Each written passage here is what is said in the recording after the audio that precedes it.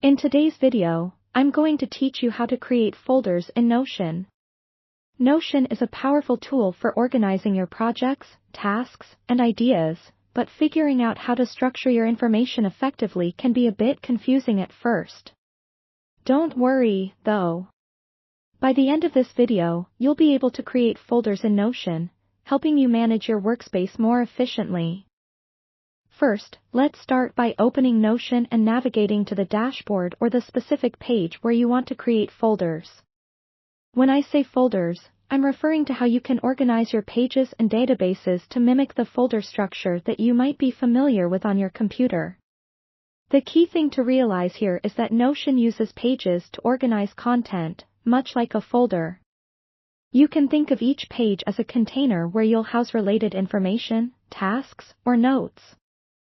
Now, to create a folder or a new container within Notion, you'll start with a new page. To do this, locate the sidebar on the left of your screen.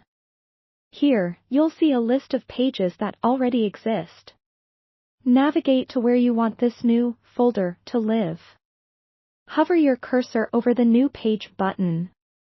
Click on it, and a new page will be added to your list. Think of this page as the folder itself. Once you've created this new page, it's time to name it. Click on the text that says Untitled at the top of the new page. This will open a text field where you can type in the name of your folder. Consider naming it after the category or project you'll be storing here. Remember, being clear and concise with your naming will make it easier to find later. Next, it's important that this folder serves as an organizational umbrella for other content. To nest pages within this new folder, you can create subpages. Simply open your new page and select Add a page inside it. This new subpage can also contain various types of content, just like the parent page.